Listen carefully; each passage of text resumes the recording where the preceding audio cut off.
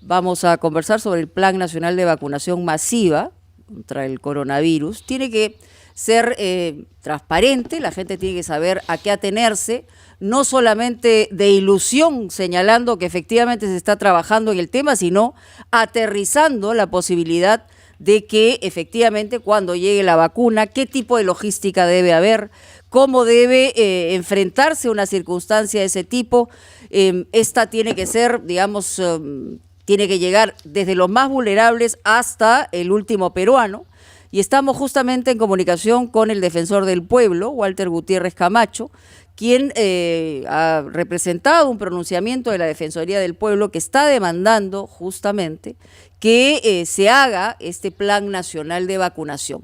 La demanda, señor defensor, es porque hay algún temor respecto a lo que se viene trabajando en relación al manejo de el tema de vacunas. ¿Cómo están? Muy buenos días. Buenos días, Mónica, Fernando, Carlos, buenos días.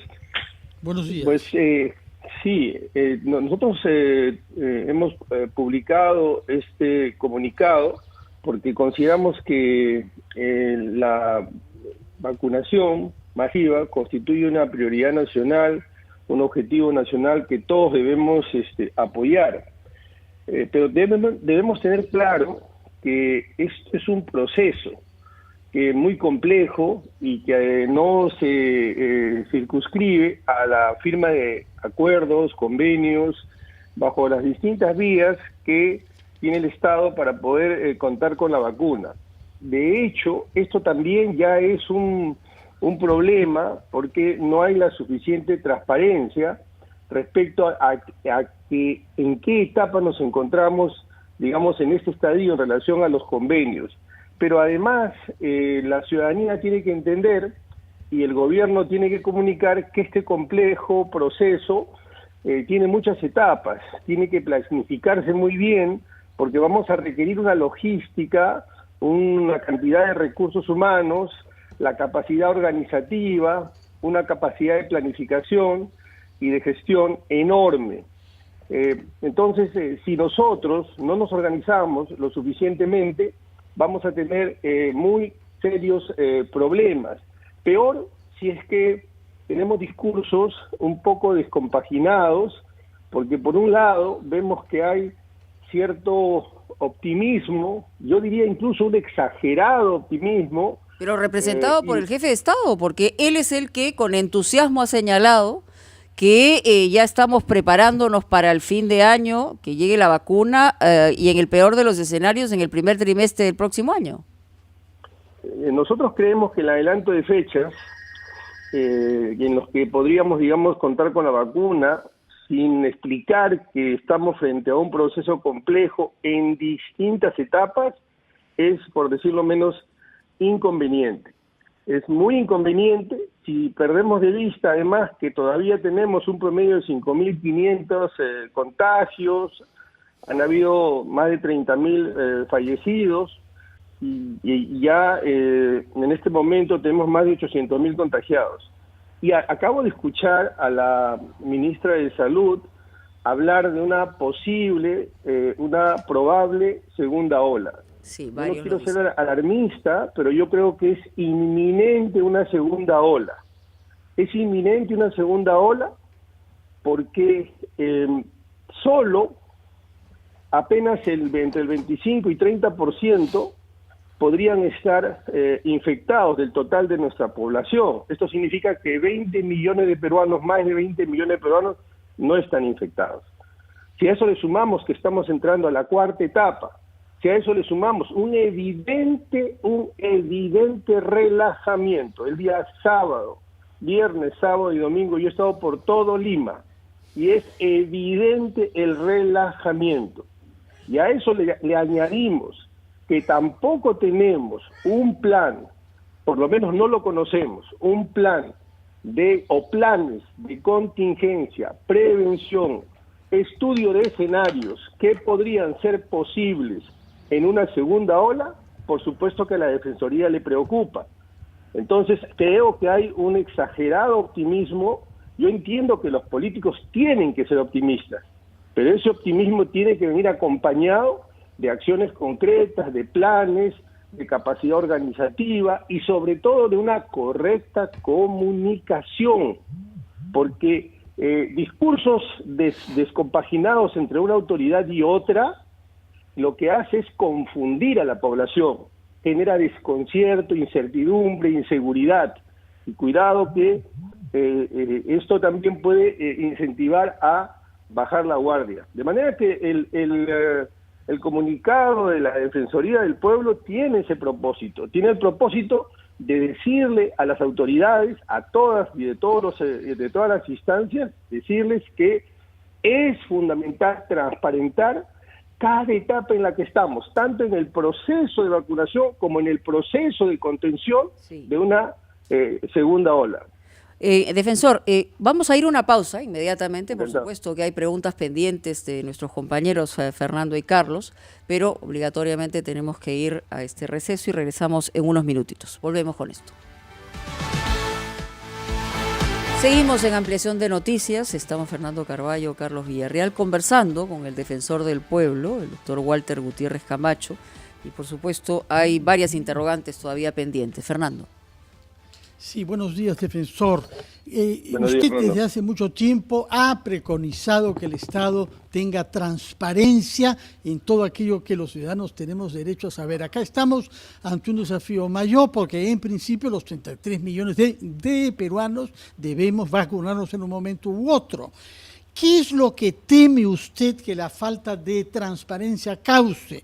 Porque la producción de esta vacuna es objeto indudablemente de una lucha comercial entre farmacéuticas diferentes y lucha geopolítica. También hemos visto la actitud de China y de Rusia. Y por otra parte, en el Perú tenemos informaciones que han habido algunas dificultades con los ensayos de Oxford a AstraZeneca e incluso algunas modificaciones extrañas de nombres en el portal digital del Instituto Nacional de Salud. Yo quisiera comprender qué es lo que está tras las líneas del comunicado de la Defensoría, qué es lo que teme usted que se puede estar produciendo y que tenga como consecuencia negativa que algunos peruanos no quieran dejarse vacunar. Mire, Fernando, en realidad su pregunta tiene varias líneas. En primer lugar, desde luego que al país le interesa conocer cuál es el portafolio de vacunas con el que vamos a contar, conocer los acuerdos y conocer los niveles de seguridad que tienen y que van a tener estas vacunas. Pero también nos preocupa la capacidad que vamos a tener, llegado a un determinado punto, para encarar el proceso de vacunación. Los estados modernos cuentan con enormes recursos y se arrogan competencias monopolísticas. Una de ellas es la gestión de la salud pública. El Estado peruano tiene como monopolio la gestión de la salud pública. Entonces, si esto es así, cuando menos los ciudadanos queremos que esa gestión se haga con eficiencia. Y digamos que la falta de un plan, la falta de capacidad organizativa, la falta de capacidad para articular no solamente los entes estatales, sino también las capacidades del sector privado, evidentemente afecta o conspira contra una distribución, una aplicación y oportuna aplicación de una vacuna. El sector privado tiene enormes capacidades materiales y humanas que tiene el Estado la necesidad de articular, dado que el Estado tiene el monopolio de la gestión de la salud ¿Pero pública. por qué no se da? ¿Por ineficiencia o por desconfianza? Yo creo que usted ha mencionado, Mónica, las dos palabras claves. No nos engañemos, y este no es un problema de este gobierno, es un problema que tenemos probablemente en los últimos 40 años. El Estado tiene una pésima capacidad de gestión pública. Esto es evidente.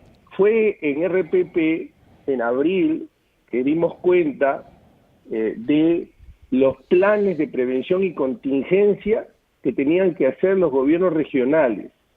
Incluso el propio Ejecutivo se equivocó porque le dio 24 horas para que elabore esos planes de contingencia. Nosotros hicimos un informe y dimos cuenta en RPP, le estoy hablando de abril, y en ese momento decíamos que ni siquiera se habían articulado los subsistemas de salud estatal, y menos con el sector privado, y menos con otros entes que no necesariamente están vinculados con la salud, pero tenían o podían contribuir a la salud. Por ejemplo, para la vacuna vamos a necesitar aviones, helicópteros, camiones, espacios donde pueda... Cadena de frío, que es algo importante. Sí, en efecto.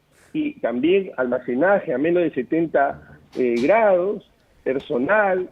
Entonces, entendamos la dimensión, la magnitud. Esto no es un acto, es un proceso que va a durar meses. Esa es la preocupación que está en el comunicado, y por eso decía que no es solamente el contrato, no es solamente la seguridad de la vacuna, sino todo este proceso. Y en el medio, y con esto concluyo la respuesta a la pregunta de Fernando, y en el medio tenemos que hacer frente también a la probabilidad, a la enorme probabilidad de una segunda ola, para lo cual tampoco conocemos los planes de contingencia, de prevención. Si existen, y yo espero que así sea, hoy lo voy a demandar, lo voy a pedir en el Consejo de Estado, tienen que hacerse público. ¿Y por qué tienen que hacerse público? Porque la ciudadanía no solo necesita conocer, necesita contribuir a ese plan. Pero ¿cómo puede contribuir? ¿Cómo puede participar de aquello que no conoce? Sí, defensor. Justamente usted hablaba del tema articulación y a propósito hoy tendremos dos reuniones importantes. Usted hablaba de la reunión del Consejo de Estado, en donde de seguro se va a tocar ese tema de la estrategia contra la pandemia, y además la del presidente de la República con el presidente del Congreso. ¿Qué temas o acuerdos deben tomarse entre ambos para que esta reunión no sea meramente protocolar, para que no sea una reunión para la foto, como se dice? ¿Qué aspectos fundamentales se deben tocar en esta reunión entre los presidentes de la República y el Poder Legislativo?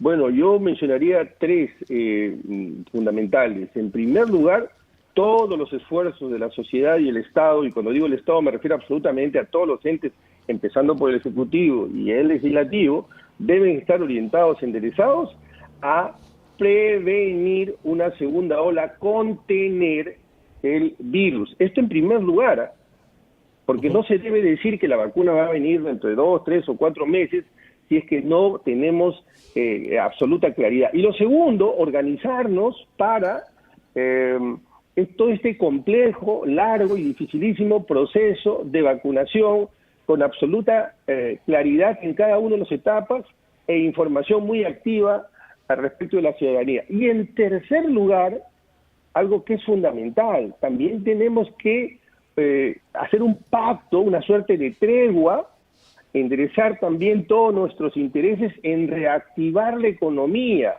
en activar determinados proyectos, porque no vamos a tener capacidad fiscal para los próximos años. Desafortunadamente, hemos echado mano, porque las circunstancias lo han exigido, hemos echado mano de los recursos que hemos tenido. Pero los derechos que nosotros vamos a demandar, salud, educación, seguridad, infraestructura, los próximos 5 o 10 años, solo van a ser posible solventarse si logramos hacer que la economía Pero ve usted, crezca. defensor, una disponibilidad, una actitud positiva en cuanto a una relación cordial, fluida entre poderes ejecutivo y legislativo. Bueno, como usted ve, y esto lo he repetido más de una vez, yo siempre soy pesimista de la realidad, pero optimista del ideal.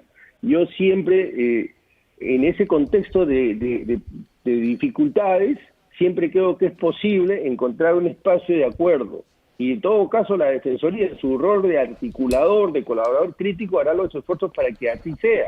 Y los candidatos a la presidencia, dado que vamos a iniciar un proceso electoral, estamos ya en un proceso electoral, deberían pronunciarse sobre estos temas, no con un carácter ni populista, ni de oferta política, sino díganos cuáles van a ser los consensos sobre los cuales vamos a transitar los próximos 5 años, respecto de estos temas, de los que acabo de mencionar.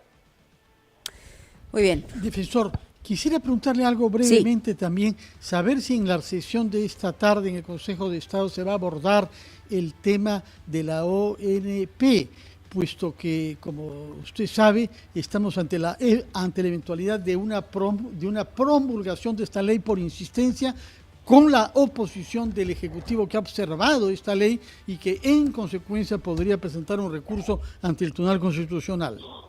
Bueno, brevemente le diré, Fernando, no lo sé, no sé si se va a abordar, pero le puedo anunciar que la Defensoría el día martes va a sacar un pronunciamiento respecto de este tema. Nosotros compartimos la preocupación del Congreso, pero la ruta, el camino